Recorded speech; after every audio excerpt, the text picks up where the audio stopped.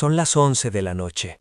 El móvil vibra sobre la mesa, y sin saber por qué, ya sientes un nudo en el estómago antes incluso de mirar la pantalla.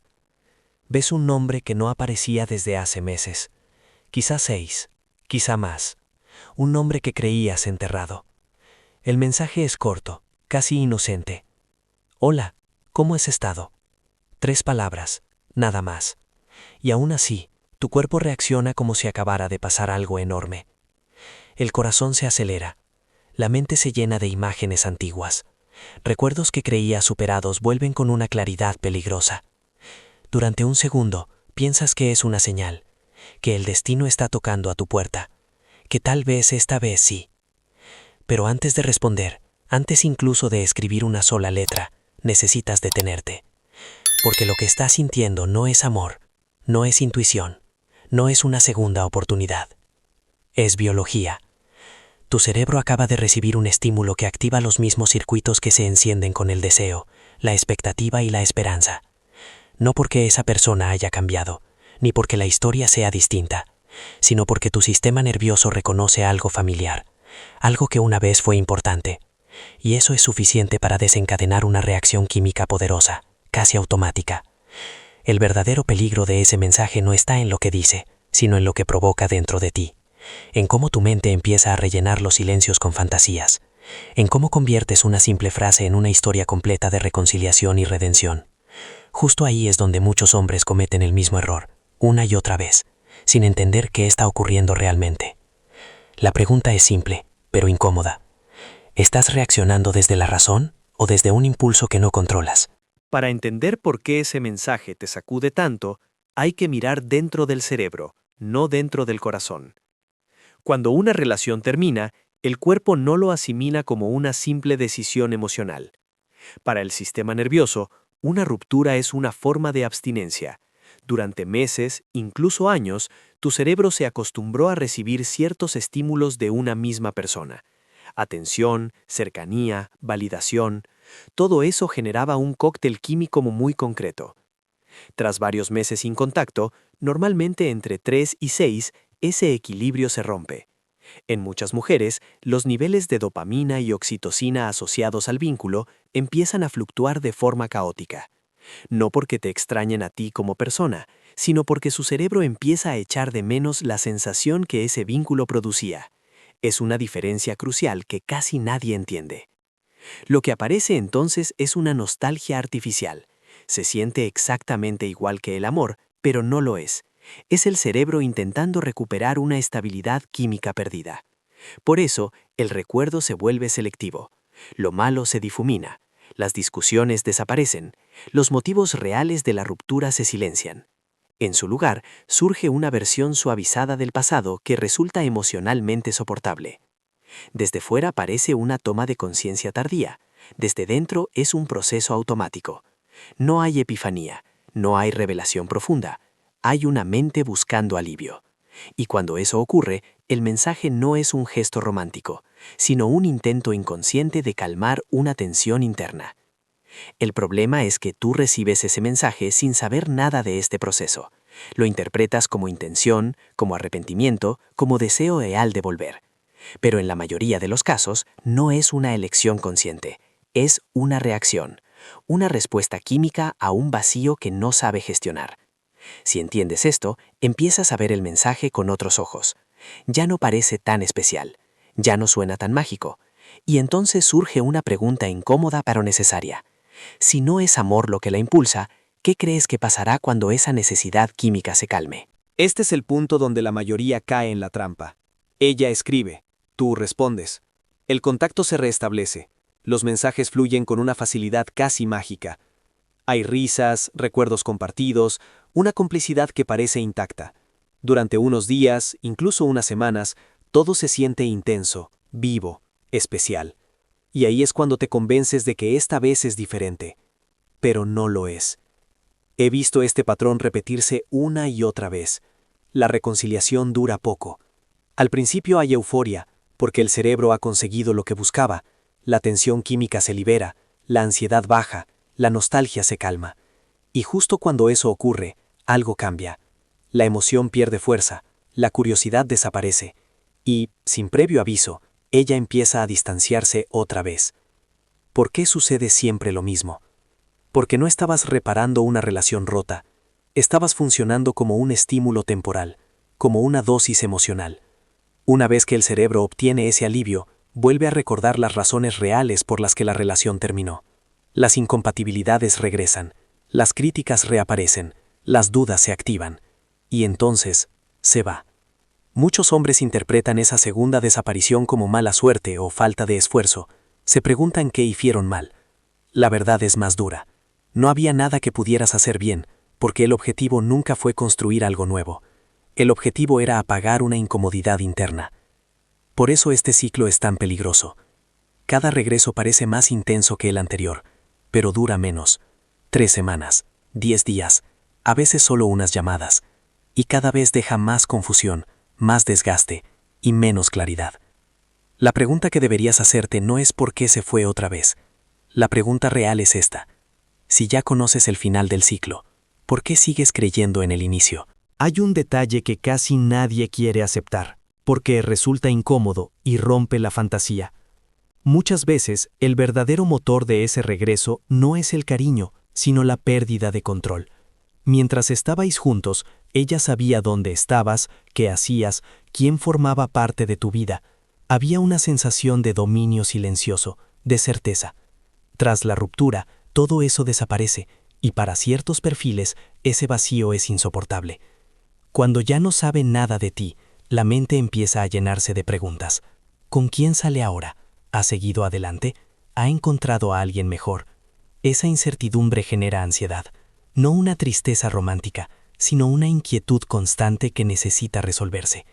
El mensaje no nace del deseo de reconectar contigo, sino de la necesidad de recuperar información, de restablecer una sensación de control que se perdió. Por eso muchos regresos coinciden con un cambio en tu vida. Empiezas a salir con alguien nuevo, te ven más seguro, más tranquilo, más avanzado. A veces ni siquiera lo saben por ti, sino por terceros, por redes sociales, por comentarios ajenos. En ese momento, el equilibrio de poder se mueve, y ese movimiento actúa como un disparador. Desde fuera, el mensaje parece cuidado, incluso tierno. Desde dentro, cumple otra función: calmar la ansiedad que produce no saber, no tener acceso, no ocupar ya un lugar central en tu mundo. Y cuando respondes rápido, cuando te muestras disponible, esa ansiedad se disuelve, el control se restablece, el objetivo se cumple. Ahí está la trampa. Confundes interés con preocupación, cercanía con afecto, nostalgia con amor. Pero si observas con frialdad, verás que el acercamiento no busca construir nada nuevo, busca confirmar que sigues ahí, que todavía puede tocar una puerta y obtener respuesta. La pregunta es directa y merece una respuesta honesta. Cuando vuelve a aparecer, ¿te busca a ti o busca recuperar la sensación de poder que había perdido? Uno de los engaños más poderosos en todo este proceso es la memoria. No la tuya, sino la de ella. Cuando el contacto se rompe y pasa el tiempo, el cerebro no recuerda los hechos como ocurrieron realmente. Recuerda lo que le resulta útil para sobrevivir emocionalmente. Y eso significa que el pasado empieza a deformarse. La versión de ti que vuelve a su mente no es el hombre real con el que discutía, al que criticaba o del que se cansó. Es una construcción idealizada, más comprensivo, más fuerte, más divertido, más exitoso. Las peleas se diluyen, las incompatibilidades se borran, las razones de la ruptura se vuelven difusas, casi irrelevantes, no porque no existieran, sino porque ahora estorban. Este fenómeno ocurre constantemente. Una mujer puede describir a su ex como egoísta, inmaduro o incluso tóxico. Meses después, empieza a decir frases como «no era tan malo» o «quizá exageré». El hombre no ha cambiado. Lo que ha cambiado es el estado químico desde el que se recuerda la historia. El pasado no es un archivo fijo. Se reescribe según la necesidad emocional del presente. Por eso no puedes fiarte de sus sentimientos actuales. No están anclados en la realidad, sino en una versión suavizada del recuerdo. Ella no está echando de menos lo que fue, sino lo que su mente ha decidido conservar. Una fantasía cómoda, construida a partir de la soledad, la incertidumbre y el deseo de alivio. Y aquí está el peligro para ti. Tú escuchas ese discurso y piensas que, por fin, te ha comprendido, que ha reflexionado, que ahora sí ve las cosas con claridad. Pero lo que está viendo no eres tú, es una imagen retocada por el tiempo y la necesidad. La pregunta incómoda es inevitable. Si la persona que dice echar de menos nunca existió tal y como la imagina ahora, ¿qué crees que ocurrirá cuando la realidad vuelva a imponerse? Lo que ocurre después se parece mucho más a una recaída que a una reconciliación. El primer contacto provoca una subida intensa, mensajes largos, conversaciones profundas, la sensación de que todo vuelve a encajar. El cerebro libera dopamina como recompensa, exactamente igual que en cualquier otro proceso adictivo. Y como en toda adicción, esa primera dosis es la más potente. El problema es que el efecto dura poco, muy poco. Lo que antes se conseguía con un solo mensaje, ahora necesita varios. Lo que antes calmaba con una llamada, ahora exige horas de atención. La tolerancia aumenta, el sistema nervioso se acostumbra rápido. Y cuando la intensidad baja, aparece la frustración. No porque falte amor, sino porque el estímulo ya no produce el mismo efecto. Aquí es donde el ciclo se acelera. Ella empieza a pedir más de lo que tú puedes o quieres dar, más presencia, más validación, más disponibilidad. Y cuando no obtiene esa dosis creciente, vuelve a sentir incomodidad, irritación, dudas. Entonces se repite el patrón conocido: distancia, frialdad, retirada. He visto hombres pasar por este bucle varias veces con la misma persona. Cada regreso es más intenso, pero más corto. 6 meses, 3 meses, 6 semanas, 2 semanas. La progresión es clara. No hay construcción, solo consumo. No hay vínculo nuevo, solo repetición. Y cada vuelta deja más desgaste emocional que la anterior. El error es pensar que esta vez durará más si te esfuerzas más. En realidad, cuanto más das, más rápido se agota el efecto. Porque no estás resolviendo un problema de relación, estás alimentando una dependencia temporal. Y como toda dependencia, necesita cada vez más para sentir cada vez menos. Llegados a este punto, la pregunta deja de ser romántica y se vuelve brutalmente honesta. Si el patrón se acorta cada vez que vuelve, ¿qué te hace pensar que el próximo regreso tendrá un final diferente? Hay algo que provoca reacciones mucho más fuertes que cualquier declaración de amor, y es el silencio. Cuando no respondes, cuando no devuelves el mensaje de inmediato, el ciclo químico no puede cerrarse. El cerebro se queda en tensión, sin recompensa, y esa tensión busca una salida. Por eso, la ausencia de respuesta suele generar conductas cada vez más intensas. Al principio, el mensaje ignorado se interpreta como un simple retraso. Luego aparece la inquietud, después la curiosidad y finalmente la ansiedad. La mente empieza a trabajar sin descanso para llenar ese vacío. Surgen nuevas estrategias, mensajes más emocionales, tonos distintos, incluso gestos inesperados. No porque haya más amor, sino porque el sistema nervioso necesita resolver la incógnita. El silencio te vuelve misterioso, inalcanzable y paradójicamente más valioso que cualquier respuesta rápida. Pero aquí hay un matiz que muchos hombres no entienden. Este efecto no es infinito, funciona durante un tiempo limitado. La distancia puede generar deseo, pero solo de forma temporal. Pasados aproximadamente 12 a 18 meses, algo cambia de verdad. Las conexiones emocionales empiezan a debilitarse, las rutas neuronales se reorganizan, la mente se adapta a la ausencia. Cuando ese proceso se completa, el vínculo se rompe de forma real. Si el contacto ocurre después de ese periodo, ya no suele estar motivado por química, sino por razones prácticas, conveniencia, seguridad, necesidad. Por eso es importante no confundir reacción con intención. El silencio revela mucho, pero también marca un punto de no retorno. Mientras ella todavía reacciona a tu ausencia, el lazo sigue activo. Cuando deja de hacerlo, la etapa química ha terminado. La pregunta clave no es si responder o no, sino esta: ¿estás dispuesto a usar el silencio para ganar claridad, aunque eso signifique aceptar que en algún momento el vínculo puede desaparecer por completo? No todas las personas regresan por las mismas razones, ni con el mismo patrón. Detrás de muchos de estos comportamientos, hay estilos de apego muy concretos que determinan cómo alguien se vincula, cómo se va y por qué vuelve. Entender esto cambia por completo la forma de interpretar sus acciones. El apego ansioso necesita validación constante. Estas mujeres regresan una y otra vez, no para construir algo estable, sino para asegurarse de que siguen siendo deseadas. El contacto calma su inseguridad, pero solo por un tiempo. El apego evitativo funciona al revés. Desaparece durante largos periodos, y cuando regresa, lo hace con intensidad, como si nada hubiera pasado. En cuanto siente cercanía real, vuelve a huir. El patrón más destructivo es el desorganizado. Alterna persecución desesperada con rechazo frío.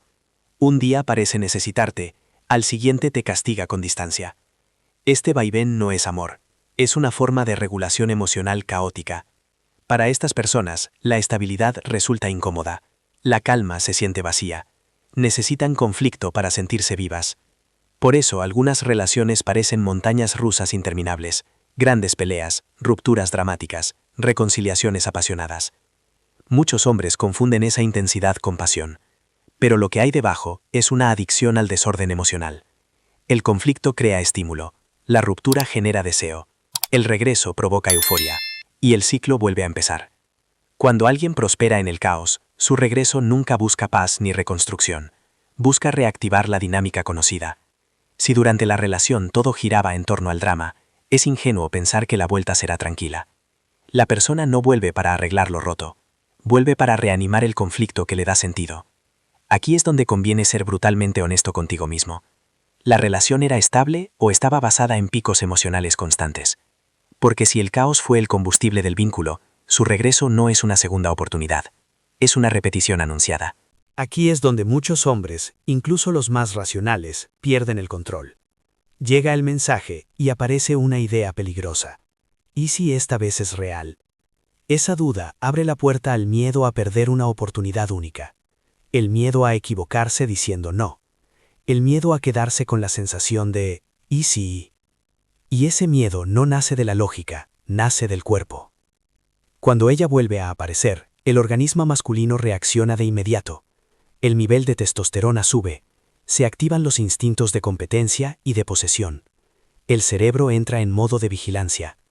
No estás pensando con claridad, estás reaccionando desde un programa biológico antiguo, que interpreta la situación como una amenaza o una oportunidad reproductiva. En ese estado, la objetividad desaparece. Por eso muchos responden demasiado rápido, se muestran disponibles, cancelan planes, ajustan su vida para encajarla de nuevo. Creen que están demostrando interés, cuando en realidad están entregando poder. La distancia que antes generaba valor se rompe en cuestión de horas, y una vez que eso ocurre, el equilibrio se pierde. La trampa mental es sencilla pero efectiva. Te dices que si no actúas ahora, podrías perderla para siempre. Pero rara vez funciona así.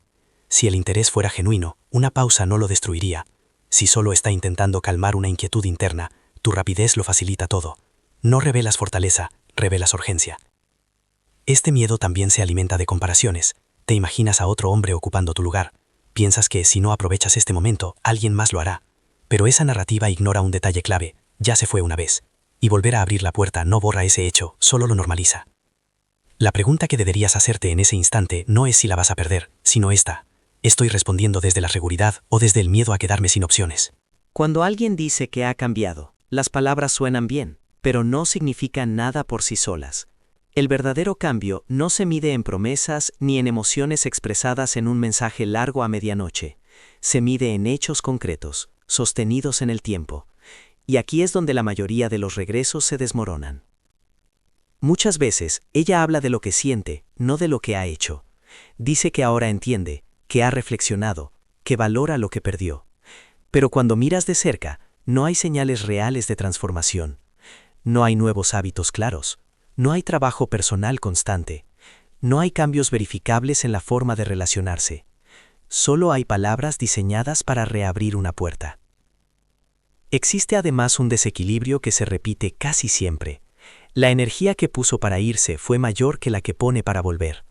Espera que tú hagas el esfuerzo, que tú reconstruyas la confianza, que tú cargues con el peso del pasado, mientras ella permite la reconciliación. Esa asimetría revela exactamente cómo funcionaría la relación si aceptaras. El autoengaño más común es creer que volver significa empezar de cero. No es así. Volver significa empezar desde atrás, con los mismos conflictos no resueltos, más desconfianza, más resentimiento acumulado y una herida abierta que nunca cicatrizó del todo. El terreno no está limpio, está erosionado. Por eso las pruebas son necesarias, no para castigar, sino para protegerte. ¿Cuánto tiempo ha invertido realmente en cambiar? ¿Qué ha hecho de forma consistente desde la ruptura? ¿En qué se comporta de manera diferente, no en que promete ser distinta? Si no puede responder a eso con hechos claros, lo que ofrece es exactamente la misma relación que ya fracasó. La pregunta final es incómoda pero decisiva. Si aceptas volver sin pruebas reales, ¿no estás firmando de antemano el mismo resultado que ya conoces? No todos los regresos están impulsados por emociones. Algunos tienen motivos mucho más prácticos, aunque rara vez se digan en voz alta. A veces ella vuelve justo después de un cambio importante en tu vida. Un ascenso, un proyecto que empieza a ir bien, una estabilidad que antes no tenías. Desde fuera parece coincidencia, en realidad suele ser cálculo. También están los regresos tras un fracaso. Dejó la relación convencida de que encontraría algo mejor. Probó, no funcionó. Y entonces reapareces tú, no como primera opción, sino como refugio. No porque te haya elegido de nuevo, sino porque otras puertas se cerraron. Eso no es amor, es comparación a la baja. En otros casos, el motor es la seguridad. Volver contigo significa evitar la incertidumbre de conocer gente nueva, esquivar aplicaciones de citas, escapar de la soledad, o mejorar su imagen social. A veces incluso hay razones económicas, logísticas o familiares. Tú representas estabilidad, no deseo, comodidad, no pasión. Y esa diferencia es crucial. Cuando hay hijos de por medio, el terreno se vuelve aún más confuso. La comunicación nunca se corta del todo. Ella lo sabe. Usa conversaciones necesarias como excusa para tantear el terreno, introducir insinuaciones, reactivar vínculos emocionales. Lo que empieza como un comentario inocente se convierte en una puerta abierta, y poco a poco los límites se difuminan. El problema es que tú interpretas ese acercamiento como un acto de sinceridad, cuando muchas veces es solo una estrategia para recuperar una posición perdida. No te busca porque te haya elegido de nuevo, sino porque necesita algo que tú representas en este momento de su vida. Aquí es donde conviene detenerse y mirar con frialdad. Si al volver ella gana más en términos prácticos que emocionales, ¿no es posible que esté siendo utilizado como solución y no como elección? Llegados a este punto, la pregunta ya no es si ella puede volver, sino qué precio estás dispuesto a pagar si lo hace. Porque las estadísticas son frías, pero honestas. Las reconciliaciones rara vez funcionan. La primera vez, las probabilidades ya son bajas. La segunda, casi inexistentes. Cada intento añade más desgaste, más cinismo y menos capacidad de confiar de verdad. Muchos hombres se dicen que no pasa nada por intentarlo una vez más, que esta vez serán más fuertes, más atentos, más conscientes. Pero lo que suele ocurrir es lo contrario. Cada regreso reabna heridas antiguas y crea otras nuevas. No solo arriesgas otra ruptura, arriesgas algo más profundo, tu capacidad futura de vincularte de forma sana con alguien distinto. Aquí aparece la verdadera fortaleza, y no tiene nada de romántica. Es la disciplina de decir no cuando todo tu cuerpo grita que diga sí. El ego disfruta siendo elegido de nuevo. La biología empuja a recuperar lo familiar. Pero la madurez consiste en distinguir entre lo que reconforta a corto plazo y lo que destruye a largo plazo. Si hoy la conocieras por primera vez, sabiendo todo lo que sabes, con su historial, sus patrones y su forma de actuar, ¿la elegirías? No la versión idealizada del recuerdo, sino la persona real. Si la respuesta no es un sí rotundo, entonces aceptar su regreso no es una elección consciente, es miedo a empezar de nuevo. La verdad incómoda es esta: cuando una ex vuelve, la mayoría de las veces no ofrece un futuro, ofrece un pasado reciclado. No está eligiéndote, se está conformando contigo porque otras opciones no funcionaron. Y aceptar ese papel tiene un coste que casi nunca se ve al principio. Ahora quiero saber tu experiencia. ¿Cuántas veces aceptaste que alguien volviera antes de entender este patrón? ¿Qué fue lo que finalmente te hizo decir basta? Comparte tu historia en los comentarios. Puede que tu experiencia ayude a otro hombre a no cometer el mismo error.